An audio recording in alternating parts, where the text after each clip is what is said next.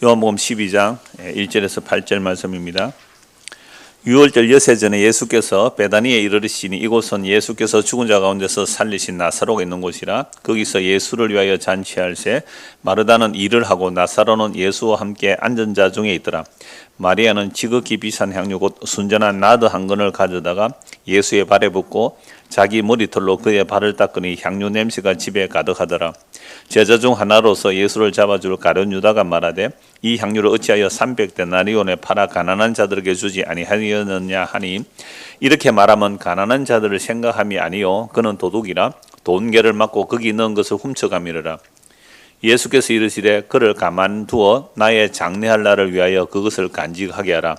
가난한 자들은 항상 너희와 함께 있거니와 나는 항상 있지 아니하리라 하시니라. 아멘. 오늘 본문을 중심으로 장례 준비라는 제목으로 말씀을 나누겠습니다. 장례 준비. 구체적으로 말하면 마리아가 예수님의 장례를 준비하는 그런 내용이죠. 그런데 우리는 평소에 장례를 준비하면서 살아갑니까? 아니면 현재 사는 삶을 중요하게 여기며 현재 사는 삶을 준비하면서 살아갑니까? 우리 정우탁 선생님 한번 물어볼까요? 저를 좀 봐주실래요? 이렇게 옳지, 얼굴 쭉 보시고. 야, 오랜만이다. 정신 차려. 장례 준비하고 사니? 안 하지, 언영이. 너 내일 죽어. 그럼 어떻게 해야 되지? 준비해야 되겠죠. 그래서 말씀 잘 들어보세요. 그러니까 중고등 학생들 장례를 준비하라 그러면 미쳤습니까 지금? 아니 내가 나이가 몇 살인데 아직 살 날이 많았습니다. 그 장례 준비는 나중에 늙어서 죽기 직전에는 하는 것이지 뭘 지금 살아있을 때 장례 준비를 합니까? 라는 질문을 얼마든지 할 수가 있어요. 그런데요, 예수님이 지금 33세 정도예요. 근데 예수님은 33세인데 이 마리아가 나에게 뭘 준비했다고요? 장례를 준비했다 이러잖아요. 33세 되시면 혹 계세요? 33세 됐는데 장례를 준비했대요. 마리아가 33세에 돌아가시라는 말씀 아니에요. 33세인데 장례를 준비했대요. 어제 일여전도에 그 식사 초대를 해서 가서 식사를 같이 했습니다. 그러니까 일여전도 회원들 중에 이제 구역 조정으로 좀 이제 이여전도로 내려가는 분이 계세요. 그러니까 일여전 회원들이 뭐라고 했는지 아세요? 이제 우리는 올라갈 일만 남았다 그래요. 어디로 올라간대요? 그 1여전도에 1남전도에 소망이 있습니다. 어디로요? 내려갈 일은 없어요. 어디로만요? 올라갈 일만 남았대요. 올라갈 일만. 그런데 맞죠? 그게 무슨 얘기예요? 죽는다는 이제 장례 치를 일만 남았어요. 뭐 섭섭합니까? 이거 얼마나 기쁜 일이에요. 천국 간다면서요. 죽으면? 근데 사실은 올라가기 전에 1여전도의 회원 여러분, 1남전도 회원 여러분, 올라가기 전에 내려가는 게 먼저예요. 어디로 내려가야 될까요? 무덤으로 내려가야 돼요. 무덤으로 내려가서 살이 썩고 뼈가 썩는 게 먼저예요. 그런데 그건 모든 사람들이 다 그렇게 가요. 모든 사람이 죽어서 무덤에 가서 살이 썩고 뼈가 썩어져 가요. 물론 지금 당장 예수 재림한다면, 지금 예수님 재림한다면 믿음 안에 있는 자는 썩지 않고 홀륜히 변화해요. 그래서 영광의 몸으로 부활할 거예요. 그게 가장 참 복된 일이기는 하지만 그건 우리의 희망 상황일 뿐이에요. 언제 오실지 아무도 모르니까요. 그러니까 우리는 평소에 뭐하고 살아야 된다, 언영이? 장례를 준비하고 살아요. 대답은 참 잘해요. 장례 다 알아요, 물으면. 그죠? 장례를 준비하고 살아야 되는 거죠. 장례를 준비하고 살아야 돼요. 그런데 제가 말씀드렸잖아요. 1남전도에 1여전도에 만에 우리 모두가 사실은 올라가야 될 사람들인데 그 전에 먼저 뭐 해야 돼요? 죽어야 돼요. 내려가야 돼요. 이건 그냥 세상의 죽음을 말하는 게 아닙니다. 우리는 먼저 뭘 내려가야 죽어야 되냐면요, 성도는 살아있는 동안, 이게 살아있는 동안 자아라는, 여러분 자아는 허상입니다. 스스로 자기를 구축하면서 허상이에요. 그 자아라는 허상이 죽는 경험을 해야 돼요. 자존심이라는 교만이 죽는 경험을 해야 돼요. 내 자아라는 허상과 자존심이라는 이 교만이 어디서 죽을까요? 하나님의 말씀 앞에서 죽는데요, 그 말씀을 듣고 함께 성도의 교통과 교제 속에서 내 자아가 죽지 아니함을 여러분 경험해야 돼요. 내 자존심이 얼마나 상하는지 교회 안에서 경험해야 돼요. 그냥 혼자서 도 닦고 저 산속에 가 있거나 무인도 가서 혼자 있으면 진짜 자기는 막 천사인 줄 알아요. 그런데 한번 같이 부딪혀야 돼요. 그래서 지금 이제 곧 다음 주쯤 우리 당회에서 구역 조정을 좀 더 하려고 하는데요. 이 고민이에요. 이거 확 다 섞을까? 어떻게 할까? 원래 구역이라는 것은 구역 안에 모임이거든요. 그러니까 그러면 구역에 의미가 없지 않느냐라는 말도 있고 좀 성능이 좋겠다 하는 것도 있고 어떤 상황 봐서 당회에서 적절하게 좀 조정할 텐데 여러분의 마음에 들까요? 안 들까요? 미리 예고합니다. 누가 안 된다 그럽니까? 아니 안 된다는 것 자체가 뭐예요? 나는 우리 구역 지금 좋은데 왜 흩어놔? 왜 흩어놔? 이런 마음이 들 수 있잖아요. 그게 뭐가 아직 안 깨어진 거예요? 자존심, 우리끼리 좋은 것. 이게 인간은 정말 자기중심적인 이기적인 자기중심성이 가득한 거예요. 그러니까 이게 허상이거든요. 이 상태가 안 죽고 안 깨어지고 올라가면 어떻게 돼요? 그곳이 지옥 된다니까요. 그렇죠? 그래서 그 자존심, 허상 이것들이 딱 깨어지고 죽어야 올라갑니다. 그래서 못 죽고 있는 이유가 그거예요. 우리가 아직 못 죽고 있는 이유 해결만 해야 됩니다. 우리가 한 33세쯤 떠나면 되는 거예요. 너무 하셨나? 예수님께서 10대 다 이루고 가셨잖아요. 그래서 우리가 이 땅에 사는 동안 진짜 장래 준비를 중고등부 학생 때부터 하세요. 왜냐하면 여러분 인생이 100년 안에 끝나요. 100년 안에 끝날 그 살아있는 요 인생은요 얼마나 열심히 준비합니까? 나는 열심히 준비 안 하는데요 이런 표현 같아요. 왜? 엄마 유산이 좀 많아요. 엄마 아빠 유산이 좀 많아요. 더 열심히 해야 돼. 100년도 살지 못하는 이 인생살이를 위해서 우리는 얼마나 영어 단어 외웁니까? 얼마나 수학 공식을 풀어요. 얼마나 내 취업을 준비해서 어느 고등학교 갈까? 야 요즘은요 여러분 발음이 안 돼. 막 어중간한 막 대학 나오느니 고등학교 괜찮은 직업 고등학교 가서 직장 생활하는 것도 훨씬 대학 나오는 것보다 나아요. 오히려 어떤 면에서는 자기의 소질과 뭐예요? 소질과 또 뭘 개발하고 소질과 능력을 개발하여 자기 적성에 맞는 일을 하는 게 훨씬 나아요. 아니 실컷 고등학교 나와도 공무원 시험 칠 수 있잖아요.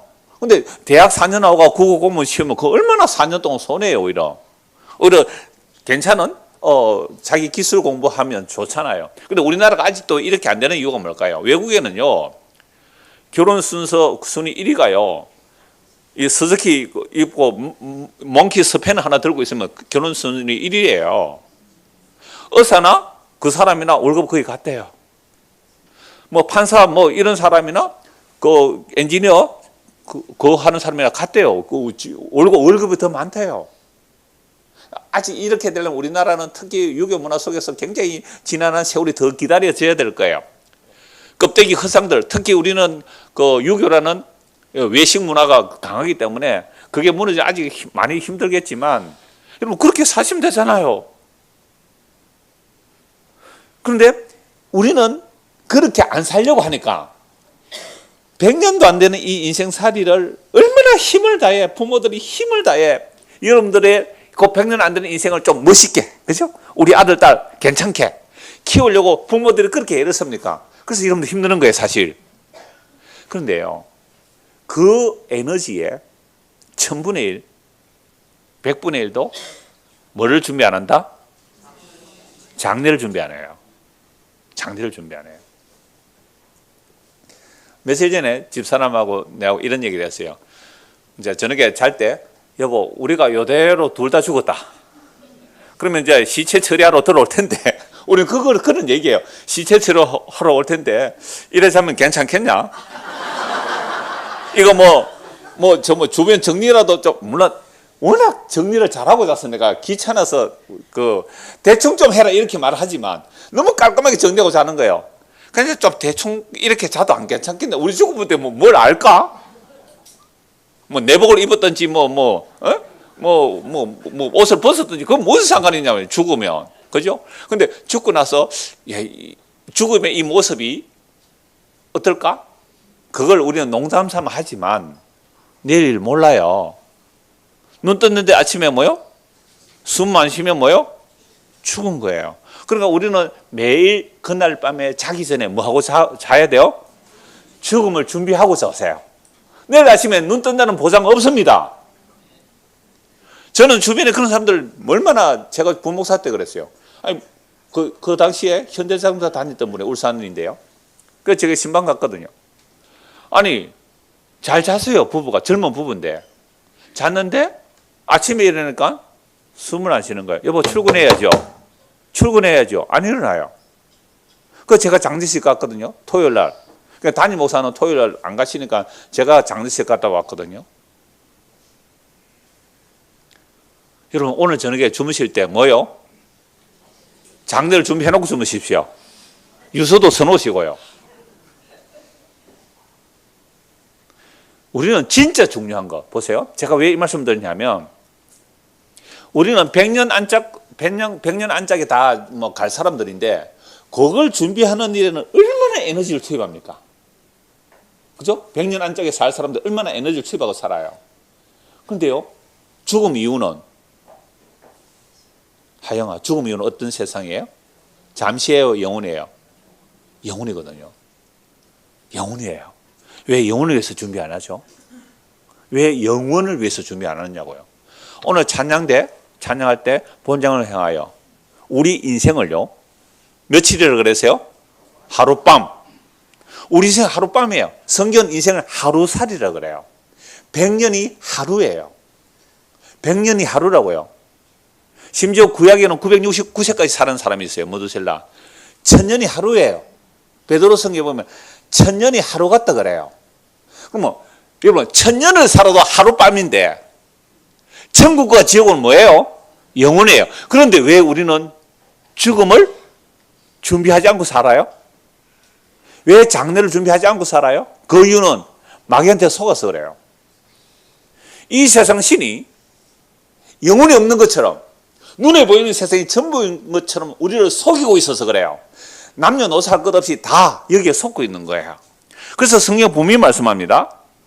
성경은 보이는 것은 잠깐이고 보이지 않는 것은 영원하다 그래요. 그런데 잠깐을 위해서 그렇게 에너지를 투입하는데, 영원한 것을 위해서는 우리는 관심도 없어요. 누구한테 속아서 그래요? 이 세상 신이 있단 말이에요. 마귀가 있어요. 희한해요. 마귀는 눈에 보이는 것만 바라보게 해요. 눈에 보이는 것만 보암직하고 먹음직하고 세상이 영광이 되고, 그거 서로 차지하려고 악이 다툼을 해요. 악이 다툼. 이 땅이 지옥의 현실이에요.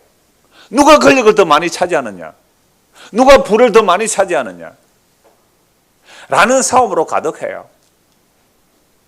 이런 세상 속에서 정말 장례를 미리 준비했다. 마리아가 예수님의 장례를 준비했다. 이게 얼마나 엄청난 내용인지. 그래서 성경은요, 분명히 말씀하는데 보이는 것은 잠깐이요 보이지 않는 것은 영원하고요. 우리가 소망으로 구원을 얻었는데 보이는 소망은 소망 아니라고 그래요. 눈에 보이는 소망은 소망이 아니에요. 교회 와서 눈에 보이는 소망을 가지고 주여 주시옵소서, 정신 차리세요. 그건 소망 아니에요. 그거 기도하지 마세요. 보이지 않는 소망이 우리에게 이루어지기를 기도하는 것, 그걸 믿음이라 그래요. 그런데 이 믿음의 기도를 안 하잖아요. 우리는 그래서 보이는 것만 해결해 달라고. 보이지 않는 것이 담기도록 우리 중고등 학생들에게, 우리 아이들에게. 오늘 아주 꼬맹이도 하나 왔던데, 우리 손장님이 손자? 손녀? 손자. 네, 손자. 그 꼬맹이한테 뭘 기도하실래요? 하나님 아버지, 이 어린 아이 안에 영혼의 생명이 담기기를. 그게 진짜 할아버지, 할머니, 아버지, 어머니가 기도해야 될 내용 아닙니까? 왜요? 100년 안쪽에 다 죽어요. 100년 안쪽에 다 죽어요, 우리가. 물론 꼬맹이는 요새 뭐 하도 잘 먹고 잘 살아서 100살 넘어 살 수 있겠지만, 우리가 다 죽어요. 제가 가끔씩 그 철학자들 강의 한번 들으니까 그 양반이 이 얘기를 해요. 뒤진다, 뒤진다. 자꾸 알아서 뒤진다. 경상도 사람인가 봐요. 뒤진다. 이래도 뒤지고 저래도 뒤지고 뒤진다. 무엇이 중요한디? 무엇이 중요하냐, 무엇이 중요하냐. 경상도 전라도 왔다 갔다 합니다. 뭐가 중요해요? 정말 죽음 앞에서 그러니까 장례 준비는요 너무 중요한 거예요. 물론 이게 뭐 부자들은 무덤 미리 마련하라 그런 거 말하는 거 아니잖아요. 가난해도 괜찮아요. 죽으면 국가에서요 시체 처리해가지고 다 무연고자라도요 시체 처리가 화장해서 다 뿌려줍니다. 걱정하지 마시고. 그 준비가 아니라 무슨 준비예요? 영혼의 준비예요. 영혼의 준비. 근데 이거요 설교 들을 때는 그렇구나 하는데 문 열고 나오면 찬바람이 확 들어오면 정신이 번쩍 차립니다. 아, 설교 시간에는 그 헛사이고 문 열고 나가는 이 세상이 현실이지. 보이는 것은 잠깐, 보이지 않는 것은 영혼이에요. 그러니까 우리가 성경 말씀을 왜 늘 읽고 들어야 하는지 이유가 나오잖아요. 자, 그래서 우리는요 그 보이지 않는 것을 믿을 믿음도 없고 견딜 능력도 없어요. 보이지 않는 소망이 진짜인데 그걸 견디려 하거든요. 그래서 견딜 능력도 힘도 없기 때문에 놀랍게도 성령님께서 우리 안에 오셔서 기도를 해주세요. 로마서 8장 26절에 보이지 않는 소망이 진짜임을 알도록 성령이 기도해 주시고요. 그 다음에 하늘 보좌 우편에서 예수님이요 우리를 위해서 지금 뭐하고 계세요? 기도해 주세요. 그래서 이 약속의 말씀들이 믿어지고 이 약속의 말씀들이 마음에 소망을 두고 살아가게 되는 겁니다. 이거 우리 능력 아니에요. 우리의 능력은 뭐만 보아요? 보이는 현실만 보고 살아가요. 아니요. 이건 잠시예요. 영혼을 준비하라는 말씀이죠. 오늘 보면 1절을 봅시다. 오늘 보면 1절입니다. 유월절 여세 전에 예수께서 베다니에 이르시니 이곳은 예수께서 죽은 자 가운데서 살리신 나사로가 있는 곳이라. 자, 요한복음 11장에 무슨 사건이었어요? 죽은 나사로가 살아났죠. 썩어서 냄새나는 나사로가 예수님 말씀 한마디에 살아서 나왔단 말이에요. 그리고 이제 유월절 여세 전이라고 말씀합니다. 여러분, 이스라엘의 정체성은 어디에 있다 그랬어요? 유월절. 그래서 애굽에서 430년 종살이 하다가 아브라함과 이삭과 야곱의 언약을 따라 하나님께서 이스라엘 백성을 출애굽시키는데 10번째 재앙, 장자의 죽음에서 어린 양의 피를 바른 집은 살아남죠. 피만 바르면 살아남아요. 피가 없으면 죽어요. 그래서 출애굽했기 때문에 이스라엘 백성의 제일 첫째 명절이 유월절입니다. 그 해의 첫 달로 삼아버려요. 달력도 바꿔버려요. 유월절을 기점으로 달력도 바꿔버리죠. 그래서 유월절이 이스라엘 백성의 정체성입니다. 자, 그렇게 해서 이스라엘 백성들은 약속의 땅에 들어오게 되는데 구약에서 모든 율법과 선지자와 시편에서 가리켜 뭘 말하느냐? 딱 한 가지예요. 모든 성전 제도가 왜 필요해요? 성전 제도와 날과 달과 절기가 왜 필요해요? 희생 제사를 보여주는 겁니다. 그것도 1년에 딱 한 번 매일 아침 저녁으로 상번제 드리는 거 말고 1년에 대제사장이 한 번 지성소까지 나가거든요. 대제사장이 지성소로 나갈 때는요 가슴에 12보석에 12지파 이름을 새겨요. 보석을 가슴에 안고 가요. 양쪽 어깨에 호마나 2개에다가 6지파 이름을 새겨요. 아니 12지파니까 12지파 하면 하는데 왜 또 6개 해서 24개를 들고 짊어지고 갈까요? 구약과 신약에 구원받은 모든 백성들을 이 제사장이 어깨에 짊어지고 가슴에 품고 뭘 들고 가요? 피를 들고 가야 돼요. 피를 들고. 대제사장이 지성소에 한번 들어가는 거예요. 그게 누구 얘기일까요? 예수님이잖아요. 예수님께서 구약의 성도와 신약의 모든 성도를 자기 피를 뿌려. 짐승의 피로 구원 못 받잖아요. 자기 피를 뿌려 영원한 생명의 나라로 들어가는 것을 구약에 다 보여주고 있어요. 그래서 구약을 딱 한마디로 압축하면 유월절입니다. 그래서 예수님께서 이 땅에 오셨을 때 구약의 마지막 선지자 세례요한은 예수님을 딱 가리켜 뭐라 그래요? 보라, 세상 죄를 지고 가는 하나님의 어린 양이다. 그러면 구약의 율법과 시편과 선지자가 말한 그리스도, 그 그리스도가 누구라는 거예요? 예수. 그럼 예수가 뭘 하러 오셨어요? 세상 죄를 지러 오신 거예요. 세상 죄를. 우리의 죄를 짊어지러 오신 거예요. 그 예수를 보라. 이게 모든 구약 성경이 예수 그리스도를 가리키는 겁니다. 그래서 예수님께서 이 땅에 오셔서 언제 죽으셔야 돼요? 유월절에 죽으셔야 돼요. 지난주도 말씀드렸잖아요. 죽이려고 하는 자는 유월절에 안 죽이려고 해요. 그런데 죽임을 당하는 분이 언제 죽어야 된다고요? 유월절에 죽어야 된다고요. 그래서 죽는 날을 예수님이 선택해서 유월절로 가시는 거예요. 그래서 본문 1절 2절 다시 보시죠. 유월절 여세 전에, 자 이제 유월절 여세 전에, 이 유월절은 예수님께서 마지막 유월절에 예루살렘 오신 거예요. 몇 번 오셨는데 예루살렘에 이제 마지막 유월절이에요. 이제 이 유월절 엿새 뒤가 되면 6일만 지나면 지금 유월절에 예수님 뭐 하시는 거예요? 잡히시고 죽으실 거예요. 자, 유월절 엿새 전에 예수께서 베다니에 이르시니 이곳은 예수께서 죽은 자 가운데서 살리신 나사로가 있는 곳이라. 이건 지난주까지 말씀을 자주 드렸고요. 자, 거기서 예수를 위하여 잔치할세 마르다는 일을 하고 나사로는 예수와 함께 앉은 자 중에 있더라. 이 앉은 자라는 말은 식사의 자세예요. 앉은 자 중에 있습니다. 자, 그러면 나사로가 살아났기 때문에 예수를 위해 잔치했으니까 이 집이 어느 집으로 보여요? 나사로의 집으로 보이는데 그 말은 사실은 없긴 해요. 나사로의 집이란 말은 없어요. 그냥 마르다는 일을 하는 거죠. 나사로는 예수와 함께 앉은 자 중에 있습니다. 자, 그래서 마르다가 일을 하고 나사로는 앉아 있고 그렇게 잔치를 하는데요. 여기에 이제 평행 본문이라고 했어요. 평행 본문과 마태, 마가복음을 보면요, 이 베다니라는 곳에 문둥이 시몬의 집이라 이렇게 되어 있어요. 마태복음과 마가복음 평행 구절인데 그거는 문둥이 시몬의 집. 그러니까 똑같아요. 왜 그걸 팔아서 가난한 자들에 주지 않느냐라는 내용이 같이 나오니까 이걸 평행 구절이라 하는데요. 그러니까 나병 환자 시몬의 집도 베다니에 있죠. 자, 그러면 이렇게 추정을 해볼 수 있어요. 그러면 시몬도 고침을 받았겠죠. 그리고 나사로는 죽었다가 살아났잖아요. 두 집이 어떻게 해요? 같이 잔치할 수 있잖아요. 그럼 베다니 시몬의 집에서 잔치하니까 바로 옆에 있는 누가 와요? 마르다, 마리아, 나사로 와 있을 수 있잖아요. 물론 이게 나사로의 집일 수도 있고 시몬의 집일 수도 있는데 하여튼 이렇게 추정을 해볼 수 있는데 그건 사실은 중요한 거 아니에요. 이 본문이 무엇을 말하고자 하는가, 그 내용이 더 중요하거든요. 그래서 3절입니다. 마리아는 지극히 비싼 향유 곧 순전한 나드 한 건을 가져다가 예수의 발에 붓고 자기 머리털로 그의 발을 닦으니 향유 냄새가 집에 가득하더라. 여러분 주보 그림 한번 보실래요? 우리 중국에서 그림 하나 찾아놨는데, 자, 그 구글에 검색하는 게 이런 그림이 나오더라고요. 옥합을 깨뜨려. 이 옥합이란 것은 이 질그릇 안에 담은 건데 아주 귀한 그릇인데 다 깨면요 다시는 쓸 수 없는 거예요. 옥합을 깨뜨려 예수의 발에 붓고 뭐 했다고요? 자기 머리카락으로 발을 닦았대요. 그랬더니 그 집에 뭐가 가득해요? 향유 냄새가 그 집에 가득하더라. 며칠 전까지만 해도 무슨 일이 있었어요? 죽었잖아요. 썩은 냄새 나고, 물론 무덤에 갇혔지만 슬픔이 가득한 집이었어요. 베다니 사람 시몬, 나병 환자도 마찬가지잖아요. 그런 집에 향유 컵을 깨니까 이제 향유 기름이 이제 가득하게 퍼지니까 향유 냄새가 가득했다라고 말하고 있거든요.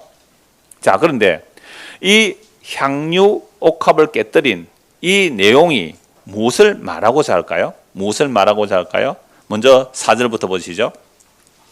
제자 중 하나로서 예수를 잡아줄 가룟 유다가 말하되 이 향유를 어찌하여 300데나리온에 팔아 가난한 자들에 주지 아니하였느냐 하니, 이렇게 말하면 가난한 자들을 생각함이 아니요 그는 도둑이라 돈계를 맞고 거기 넣는 것을 훔쳐감이라. 요 향유가 가격이 얼마냐면 300데나리온이래요. 그 데나리온은요 하루 성인 남자의 품삯이거든요.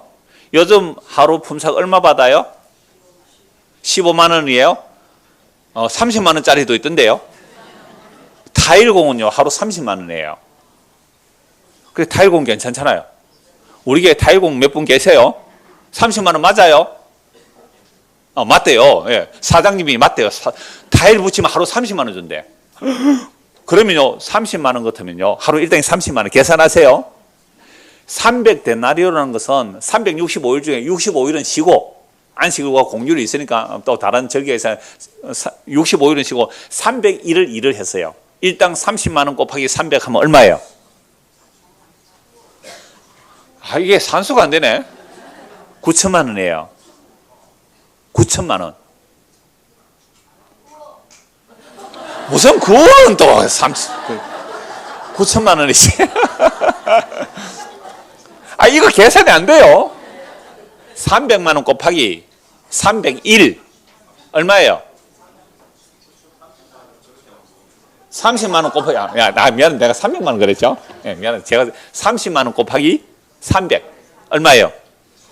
9천만 원이에요. 9천만 원을 한 번에 퍽 깨가지고 어떻게 해요? 예수의 발에 붓고 머리카락 막 눈물 흘리고 머리카락 닦고 이러니까 누가 있다고요? 가룟 유다가 있다고. 네 지금 정신 있나 없나? 아니 그 9천만 원을 왜 예수의 발에 부어 허비하느냐? 그걸 팔아서 가난한 자들에게 주었다면 9천만 원으로 구제했다면 여러분 우리 교회 9천만 원 구제하면 어떻게 됐을까요? 신문에 광고 났을 거예요. 우리 교회 지난주에 900만 원 구제 연부했거든요. 뭐 1년에 한 1,500, 2,000 정도 구제하는데 우리 신문에 안 돼요 그거. 아니 9천만 원을 만약에 우리가 창원시 가서 불우이웃돕기 9천만 원 신문에 내면 그 헌금했으면 어떻게 할까요? 신문에 뉴스 나오겠죠. 가룟 유다가 그 말을 한 거예요. 여러분들 가룟 유다 말이 틀렸어요. 맞죠? 아니 9천만 원인데 그걸 구제연금을 해서 봐라. 그러면 얼마나 예수님과 예수님의 제자들의 이름이 높아졌겠느냐. 그래서 왜 허비하느냐. 이 말은 이게 가룟 유다의 시각이에요. 근데 문제는 가룟 유다는 어떤 놈이라고요? 도둑놈이에요. 그러니까 9천만 원을 갖다 준다 하면서 한 8천만 원만 보내고 1,000만 원을 뭐 한다고요? 이마이 포켓 하는 거죠 뭐. 고짓하려고 그러는 거예요. 그러니까 대의 명분을 내세울수록 거기에 떨어지는 뭘 한다고요? 떡부서기를 먹으려고 하는 거예요. 그래서 국가에 충성한다. 국가를 위해서 충성한다는 놈들이 문제예요. 교회를 위하여 충성한다는 자들이 문제예요. 이렇게 하는 것이 하나님의 영광입니다 라고 하는 자들은 그렇게 해서 뭐 챙긴다고요? 떡고물 챙기는 거잖아요.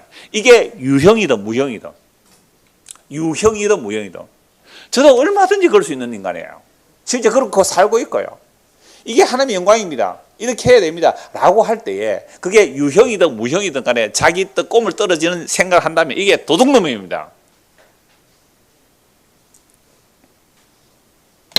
도둑이라서 그 말 하죠. 이게 가룟 유다의 시각이에요. 우리 인간은 전부 가룟 유다의 시각입니다. 아니 그걸 왜 그렇게 허비합니까? 아니 교회에 그걸 왜 그렇게 허비해요? 이렇게 해서 세상에 어떤 일들을 많이 하면 그게 하나님 영광 되지 않겠어요? 얼마든지 우리 마음 각자의 마음속에는요 이렇게 하는 것이 하나님의 뜻일 거야, 이렇게 하는 것이 허비하지 않는 걸 거야, 이렇게 하는 것이 좋은 걸 거야 라는 생각들, 이 도둑놈의 생각이에요.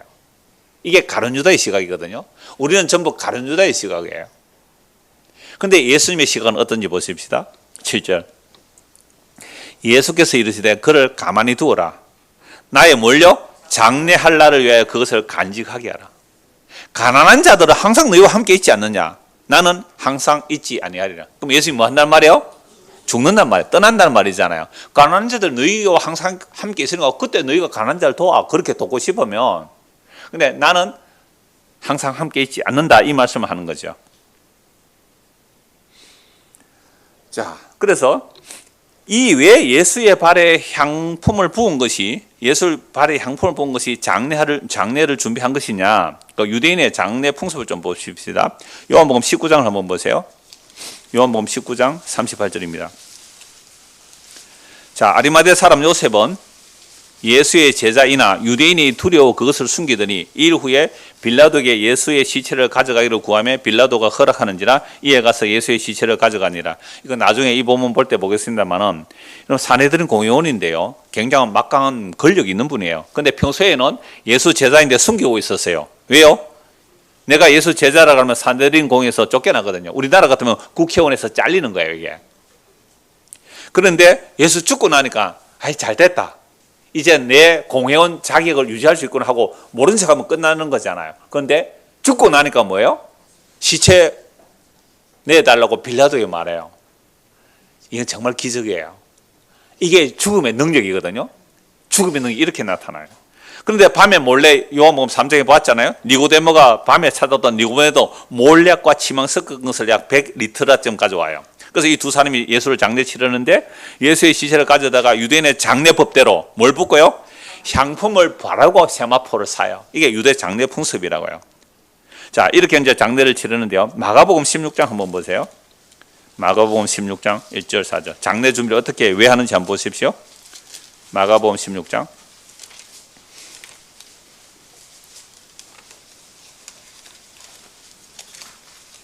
16장 1절. 자, 안식일이 지나매 막달라 마리아와 야곱의 어머니 마리아와 또 살로메가 가서 예수께 바르기 위하여 향품을 사다 두었다가 유대인들의 안식일은요 우리식으로 토요일이거든요. 그러니까 토요일 일몰이에요. 토요일 일몰까지 안식이니까 토요일 해 딱 지면 뭐예요? 그때부터 장사할 수 있습니다. 그래서 토요일 해가 딱 졌어요. 그래서 뭘 준비했다고요? 향품을 샀어요. 여기에 누구는 없어요? 이름이?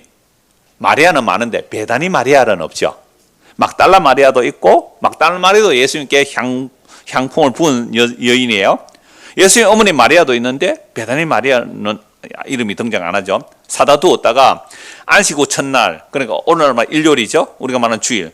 안식 후 첫날 매우 일찍이 해 돋을 때에 그 무덤으로 가며 왜 가요? 향품 바르려고. 자기들은 그 시체에 접근을 못했으니까 예수 시체에 향품을 바르려고 갔는데 발랐어요? 못 발랐어요? 못 발랐어요. 왜요? 부활하셨으니까. 그러니까 유일하게 예수님 죽기 전에 죽음을 예배하여 향품 바른 자가 누구예요? 마리아예요. 이 이야기를 복음이 전해지는 곳에 다 전해라 이렇게 말씀하셨어요. 예수님께서 복음 전해지는 곳에 이 사람의 이야기를 해라고 한 사람은 이 여자뿐이에요. 물론 복음 안에는 수많은 사람들이 나오지만 복음이 전해지는 곳마다 이 여자의 이야기를 하라 한 분은 이 마리아뿐이에요. 뭘 준비했기 때문에? 장례를 준비해. 그러니까 모두가 예수님의 죽을 것을 예상 못해요. 예수님이 죽는다니까 예수님 그러면 안 됩니다. 강력하게 말린 사람이 누구예요? 베드로잖아요. 사탄아 물러가라. 그럼 베드로는 예수의 죽음을 생각 못했어요. 사탄이 되어버리잖아요. 마리아는요 향유를 부었는데 그게 내 장례를 준비했기 때문에 복음이 전해지는 곳마다 이 여인의 이야기를 해라. 이게 예수님의 장례를 준비한 마리아를 왜 말씀하시는가? 이 말씀 드리면 마리아가 예수님 죽을 걸 알고 기름 부었느냐 아니면 예수님의 해석이냐? 대부분 예수님의 해석이다 라고 하는데요. 아니요, 저는 마리아가 예수님의 죽음을 생각했다고 봐요. 그 이유가 뭘까라고 하면요, 나사로가 죽었다가 살아난 걸 보잖아요. 아, 예수가 생명의 부활임을 알게 될 뿐만 아니라 정말로 제3을 위해서 무슨 일이 일어날지를 마리아는 어떻게 알았을까요? 그거 나중에 말씀 좀 드리겠고요. 우선 이 마태, 마가, 누가, 요한복음 다 나오는데요. 막달라 마리아에게 잠시만 할게요. 막달라 마리아는 전혀 다른 배경이에요. 바리새인이 예수님을 식사 초대해요. 이 누가복음 7장에 나오는데요. 이 막달라 마리아가 그 예수님의 식사할 때 유대인 남자들이 식사할 때 여자들 함부로 못 가요. 그런데 이 여자가 가서 예수의 발에 눈물로 발을 씻기고 머리카락으로 닦고 거기에 향유를 붓거든요. 근데 여기서는 가룟 유다 얘기 없어요. 이건 딴 사건으로 봐요. 근데 이 막달라 마리아가 굉장히 동네에서 알려진 여인이에요. 동네에서 알려진 죄인이에요. 그냥 수군거리죠. 시몬이 수군. 야, 예수가 선지자라면 자기를 만지는 저 여자가 어떤 여자인 줄 알 텐데, 저 여자가 부정한 자인 줄 알 텐데, 더러운 죄인인 줄 알 텐데, 그럼 부정한 자가 만지면 내가 부정해지잖아요. 왜 가만히 있느냐? 라고 말하는 속마음을 예수님이 아세요? 몰라요? 여러분 속마음 예수님 다 압니다. 괜히 뭐 내숭 떠고 뭐 안 그런 척 뭐 양복 입고 뭐 가운 입고 있어도 속마음 다 아세요 그냥. 그냥 다 알아요. 그거 모를까요? 우리 지으신 분인데. 그래서 어이 시몬, 내가 할 말이 있다. 예, 말씀하십시오.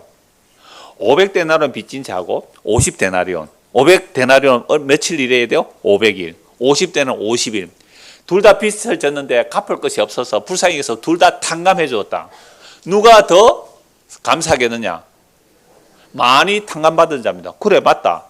그런데 시몬, 내가 너희 집에 왔을 때 너는 나에게 발 씻을 물도 안 주고 머리에 입도 안 맞추고 감람유도 한 방울 안 떨었다. 그런데 이 여인은 눈물로 내 발을 씻기고 향료컵을 깨뜨리고 내 입에 입맞추기를 쉬지 않았다.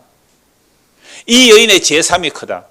그러니까 막달라 마리아가 예수께 향료컵을 부은 것, 그 사건도 이 여인은 예수님의 무엇 때문에 향유를 부어요? 제3 때문에. 그럼 제3을 받았다는 거잖아요. 그러면 그 제3을 위해서 예수님 뭘 해야 돼요? 십자가에 죽어야 돼요. 그 이야기예요. 그럼 마태, 마가, 누가, 요한 사복음에서 향유 사건이 다 나오는데 하나는 딴 사건이에요. 막달라 마리아. 그럼 마태, 마가, 요한복음에 나오는 이 향유컵을 깨뜨린 마리아의 이야기는 정말로 예수님 직접적으로 나의 장례를 준비했다. 마태, 마가가 평행 본문이니까요. 한 군만 볼게요. 마태복음 26장, 마가복음 찾았으면 그냥 마가복음 볼게요. 마가복음 14장 8절 봅시다. 마가복음 14장 8절.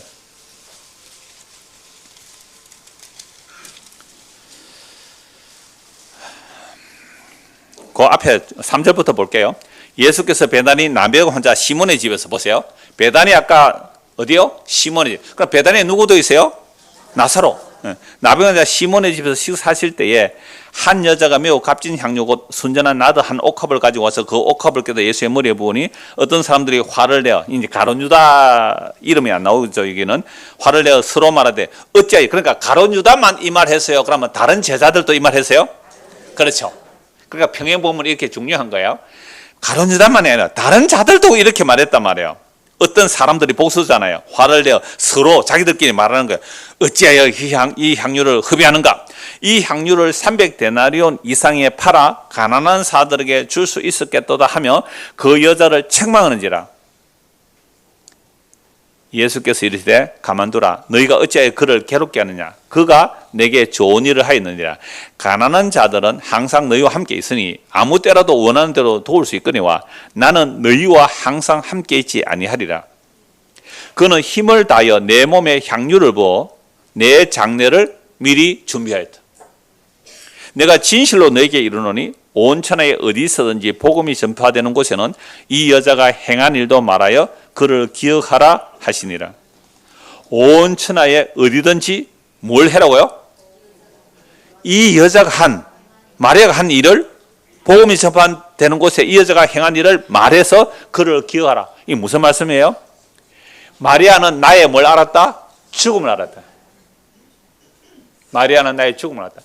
내 죽음으로 너희의 죄사함과 내 죽음으로 너희들이 영원한 생명을 얻는 것을 마리아는 알았다. 이 말씀을 전해라 이 말입니다. 그러면 마리아는 어떻게 알았을까요? 아니, 예수님의 남자 제자들도 몰랐는데요. 마리아는 어떻게 알았을까요? 누가복음 10장을 한번 찾아봅시다. 저는 여기에서 마리아의 모습을 보게 되는데요. 누가복음 10장입니다. 오늘 저와 여러분들이 말씀을 듣는 이유, 성경을 보는 이유, 예수님의 죽음의 의미를 알기 위함입니다. 누가복음 10장입니다. 38절 보세요. 그들이 길 갈 때에 예수께서 한 말에 들어, 그러니까 예수님과 제자들은 이제 길을 가고 있는 중입니다. 마르다라 이름 하나 한 여자가 자기 집으로 영접하더라. 그에게 마리아라 하는 동생이 있어 주의 발치에 앉아 그의 말씀을 듣더니, 여러분 유대 사회 속에서 여자가 직접 나가서 예수님과 그 일행을 영접하는 것도 이게 특별한 일이에요. 함부로 초대할 수 없거든요. 유대 사회 속에서 여자는요, 고대 유대 사회 속에서 여자는 굉장히 차별을 받았어요. 그런데 마르다가 나서 예수님을 초대해요. 자기 집에 와서요. 근데 마리아라는 동생이 있어 주의 발치에 앉아 그의 말씀을 듣. 이것도 특이한 일이에요. 발치에 앉았다는 말은 예수님을 랍비라 그러잖아요. 그러면 제자가 그 발 앞에 앉거든요. 여러분, 남자 랍비가 말할 때 여자가 발치에 앉을 수 있어요, 없어요? 우리나라 조선시대 서당에 누구는 못 가요? 여자는 못 갔다니까요. 여러분, 조선시대 안 태어나서 여러분들 학교 가서 공부하고 지금 남녀가 이래 같이 앉아 있잖아요. 그리고 우리나라 처음에 130년 전에 교회당 어떻게 지은지 알아요? 기역자로 지었어요. 이쪽에는 여자 반, 이쪽에는 남자 반. 제가 어릴 때 주일학교 다닐 때요, 가운데 복도에 줄을 딱 끊었어요. 흰 줄을 2개 딱 끊었고, 그러니까 그때는 의자 없었거든요. 우리 무릎 꿇고 앉아서 예배 드리는데 줄을 딱 꺼내요. 줄을 바닥에, 맨 바닥에. 이쪽에는 여자 줄, 이쪽에는 남자 줄 이렇게 있어요. 어떻게 감히 섞여 앉아요? 그 정도, 우리가 조선시대에 남녀의 구별을 하는 것처럼 예수님 당시에 그렇게 했다고 보면 돼요. 근데, 아니, 감히 여자가 서당에 와? 이렇게 되는 상황이에요. 감히 여자가 서당에 와? 라는 식의 시대에 세상에 예수님의 발 앞에 누가요? 마리아가 딱 발 앞에 앉았어요. 그래서 앞자리에 앉는 거예요. 딱 발 앞에 앉아서 꼼짝 않고 뭐예요? 말씀을 듣는 거예요. 그러니까 40절. 마르다는 바빠요. 준비하는 일, 각주 보면 뭐라고 돼 있어요? 봉사. 그러니까 예수님을 봉사하느라고 바빠요. 예수님을 봉사하느라고. 주일날 예배 드리러 왔는데 밥 한다고 정신없으면 되겠어요? 막 바쁜 거예요. 그래서 우리는 간단히 하자. 컵라면이라도 좋다. 이렇게 하는데요. 하여튼 밥 한다고 바빠요. 제가 종종 말씀드리잖아요. 제가 신방 봤을 때 저 많이 못 먹어요. 요즘 뭐 신방도 잘 가는 길이 없어요. 뭐 오라 해가지고 뭐 오라 하는데 가면 또 되게 싫어하거든요. 신방 요청하십시오. 오는데 가는 어떤데 옛날에 그랬어요. 옛날에 제가 부목사들 오는데 신방 가면요 막 앉아 있는데 담임 목사 앞에 설교하는데 왔다 갔다 이게 무슨 일이에요? 아니 그분은 담임 목사하고 부목사가 이제 신방을 왔으니까 이제 1년에 한 번 신방하냐 대신방. 그러니까 음식을 대접한다고 막 준비를 하는데 아니 그게 담임 목사를 대접하는 거예요? 꼼짝없이 앉아서 목사 말씀 듣는 게 대접하는 거예요. 아시겠죠? 네. 음식은 간단히 해도 되잖아요. 하여튼 지금 말하다는 뭐예요 지금? 예수님 봉사한다고 막 분주해요. 예수께 나아가 있는데 주여! 그러니까 마르다가 마리아 보고 좀 옆구리 쿡쿡 찔렀겠죠. 니 빨리 와서 내 도와라. 꼼짝없이 예수 옆에 앉아 있는 거예요. 빨리 밥하러 가자 하는데 꼼짝없이 앉아 있는 거예요. 마리아 말 안 들으니까 마르다가 누구한테 고자질해요? 예수님께 주여! 내 동생이 나 혼자 일하게 두는 것을 생각하지 않습니까? 예수님 지금 정신 있습니까 없습니까? 아니 지금 예수님 혼자 왔어요? 제자들 왔어요? 그럼 다른 제자들 왔을까요? 수십 명이 들어와요. 수십 명이. 그러면요 아니 제자들만 해도 13명 아닙니까? 예수님까지. 그 12명 갑자기 밥하는 게 쉬워요? 옛날 고대 사회 속에서 냉장고도 없는데요. 이 음식하는데 얼마나 바쁘겠어요. 즉석요리예요. 즉석요리 항상. 그게 건강식이기도 하고요. 옛날 무슨 냉장고 있었어요. 그럼 바빠서 막 저 밭에 가서 상추도 좀 떠와야 되고 네 가서 뭐 무도 하나 빼와야 되고 막 이러는데 이 꼼짝없이 앉아있는 거 미워요 안 미워요? 예수님 머리카락있어 머리카락있어 좀 머리카락있어 야 좀 머리카락있어 다른 사람들 구역 밥 한다고 왔다 갔다 하는데 지는 밥도 안 하고 다 앉아있어. 나를 돌아주옵소서. 41절 주께서 대답하여 이르시되 마르다야 네가 많은 일로 염려하고 근심하나 몇 가지만 하든지 그 몇 가지 각주를 보면 뭐라고 되어 있어요?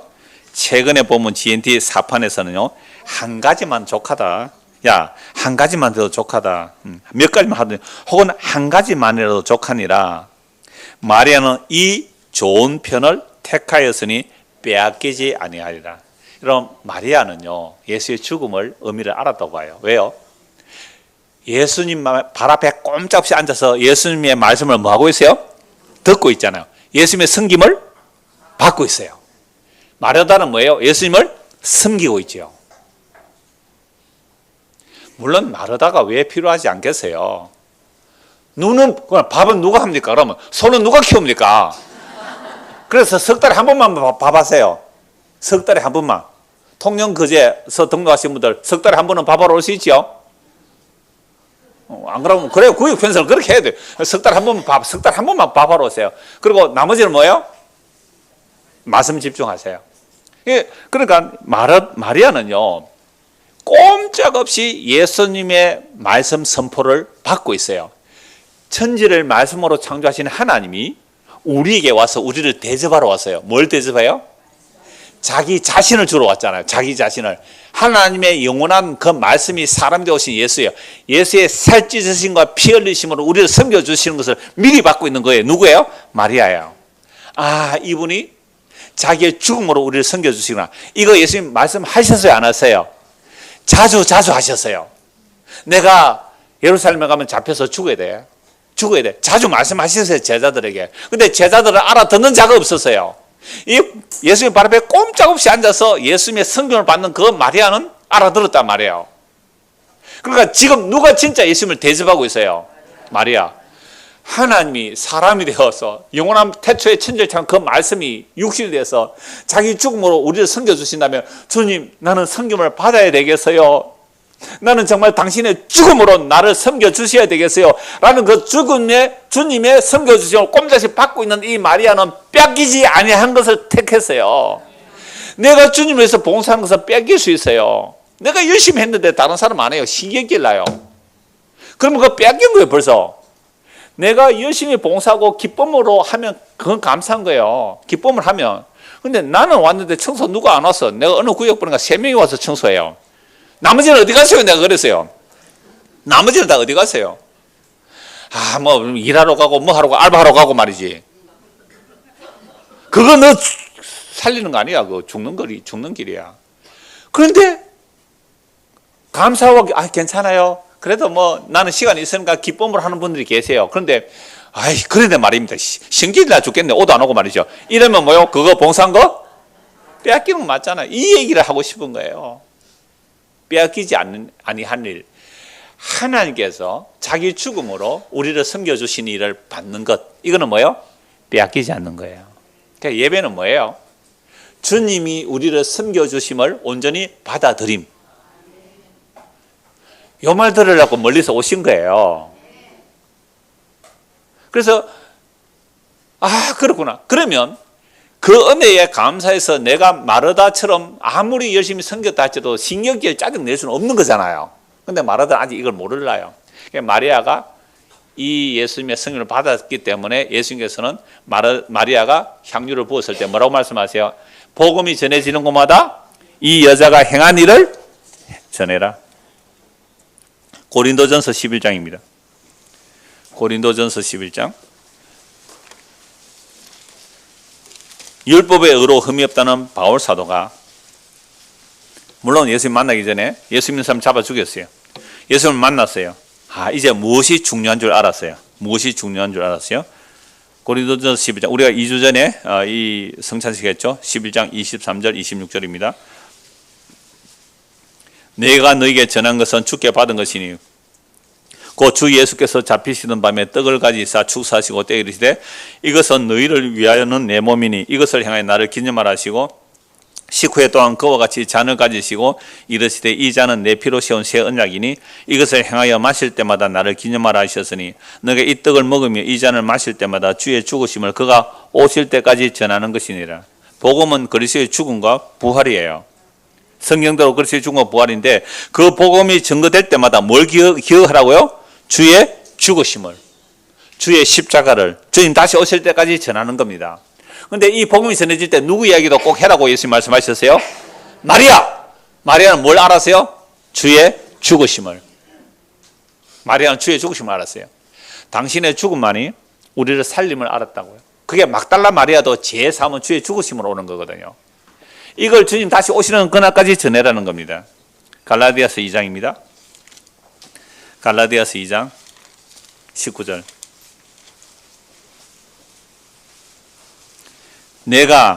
갈라디아서 2장 19절. 내가 율법으로 말미암아 율법에 대해 죽으나 이는 하나님에 대하여 살려 함이라. 내가 그리스도와 함께 십자가에 못 박혔나니 그런즉 이제는 내가 사는 것이 아니요 오직 내 안에 그리스도께서 사시는 것이라. 이제 내가 육체 가운데 사는 것은 나를 사랑하사 나를 위하여 자기 자신을 버리신 하나님의 아들을 믿는 믿음 안에서 사는 것이라. 여기에 무슨 뜻일까요? 21절입니다. 내가 하나님의 은혜를 패하지 아니하노니 만일 의롭게 되는 것이 율법으로 말미암았으면 그리스도께서 헛되이 죽으셨느니라. 율법의 의로 흠이 없다는 바울이 예수 믿는 사람 잡아 죽이다가 예수님 만났거든요. 예수님 만나니까 이제 알아요. 내가 율법의 의라는 이것 자체, 아까 마르다 같은 생각 또는 누구요? 가룟 유다 같은 생각, 이걸 팔아가지고 구제하면 훨씬 더 칭찬 들을 텐데 라는 그런 생각, 그 다음에 마르다가 예수님을 섬긴다는 그 생각, 자, 이런 것들이 또 율법의 의로 흠이 없다는 이런 것들이 하나님의 은혜를 무너뜨리는 일을 했다 이 말입니다. 그래서 우리가 의롭게 되는 일이 우리의 율법의 어떤 행위로 말미암는다면 그리스도께서 어떻게요? 헛되이 죽으셨느니라. 여러분, 예수님의 십자가의 죽음을 헛되게 하는 일들이 어디에서 일어날까요? 세상 밖에서 일어날까요? 교회 안에서 일어날까요? 세상 밖이 아니죠. 교회 밖에서 일어날까요? 교회 안에서 일어날까요? 세상 밖은 원래 몰라요. 그럼 적어도 교회라는 곳에서 모였다면 예수의 죽음의 의미를 아는 것이에요. 그걸 아는 것이 장례를 준비하는 거고요. 우리의 영원한 장례도 준비하는 건데요. 그리스도의 죽음을 헛되게 해버려요. 2000년 전에 예수님이 십자가에 죽었고 그 예수 믿으면 우리가 구원받았대, 천국 간대, 이제 뭐 걱정 없어. 그러니까 이제부터 우리가 뭘 하자? 뭘 하자? 하나님의 일을 멋지게 어떻게 해드리자? 마르다처럼 해드리자. 그것만 있다면 그리스도의 죽음을 뭐 한다고요? 헛되게 하는 일이에요. 그래서 뭐 오늘 처음 오신 분들도 계시고 하지만 제가 여러분들에게 부탁드리고 싶은 목사로서 한마디는 이거예요. 교회 일이 우선이 아니에요, 사실은. 우리 어떤 행함이 문제가 아니에요. 가장 먼저 마리아의 자세로 왜 예수님께서 자기 죽음으로 십자가에 살찌고 피 흘리심으로 우리를 섬겨주셔야지 않은지 그 내용. 그래서 마리아는 예수의 죽음의 의미를 안 거예요. 그래서 복음이 전해지는 곳마다 이 여인의 이야기를 하는 것은 내 죽음으로 내가 너희를 섬겨야 돼 라는 것을 주님 오실 때까지 전하는 거잖아요. 한 곳 더 보고 마무리하겠습니다. 갈라디아서 6장 11절입니다. 갈라디아 6장 11절입니다.